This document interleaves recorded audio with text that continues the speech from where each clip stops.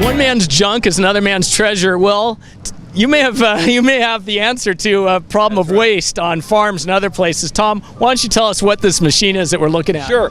This is a biomass gasifier. What it does is it turns organic waste into electricity and fertilizer. Take something organic like this. This is walnut shells, but it'll work with wood chips or corn cobs or all kinds of different ag waste, as long as it's kind of chunky.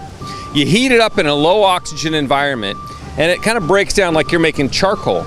Well, the vapor that's coming off of that charcoal is dense in hydrogen, and hydrogen works just like gasoline in a car engine. So we put a little refinery on one side, and a gas engine on the other, and a generator to make electricity. So we can turn ag waste into cheap, on-demand electricity. And the only waste byproduct when we're done doing this is this charcoal known as biochar. It's a great soil supplement, good fertilizer, and really good for filtration, and can really boost your crop yields. And so what sort of customers are you seeing? Are you seeing traditional farmers for this? Because you are in production, right? Yeah, so we've shipped hundreds of these, about 200 now around the world, and they're going where there's the intersection of ag and industry, where you've got ag waste, you've got power needs, maybe your traditional sources aren't working for you, or maybe you've got a solid waste disposal problem. Well, now you can turn something that's an expensive hassle to get rid of. I'll give you an example. Orchard farmers in the Central Valley right now used to be $250 an acre to get your orchard, an acre, cleared out. Now it's up to $1,500 an acre, and they're not even taking the material out. So you've got farmers who've got waste piling up on their farms and nowhere for it to go. Well, they can now take that and turn it into something valuable, electricity.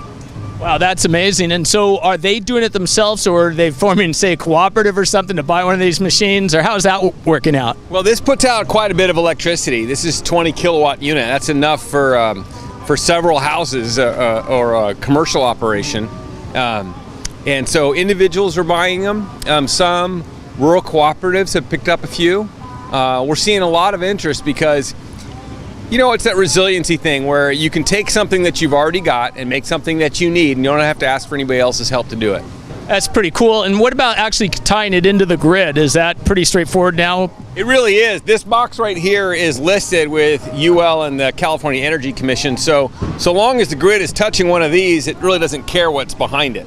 So with this, you can easily grid tie. And thanks to solar and so forth, the idea of being able to push into the grid is straightforward now? Exactly. It was a law passed just in California a few years ago that treats biomass energy just like solar, just like wind.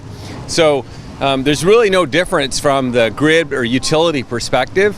Maybe if a utility hasn't seen it before, they might want to take a close look, but everywhere we've gone, once they realize what the hardware is between their grid and this equipment, they feel comfortable connecting it. And you guys are based in Berkeley. Cal Berkeley, I assume, is probably some of your roots, or? No, we just happen to be in Berkeley. There also is this amazing school up the street, but we just all happen to be in Berkeley and stumbled into this, and it kind of took over our lives. So here we are 8 years later. Well, excellent. Well, I guess cows in Berkeley, why not biofarm in Berkeley? Right, that's right. So, Tom, appreciate your time. Oh, my pleasure. Thanks so much.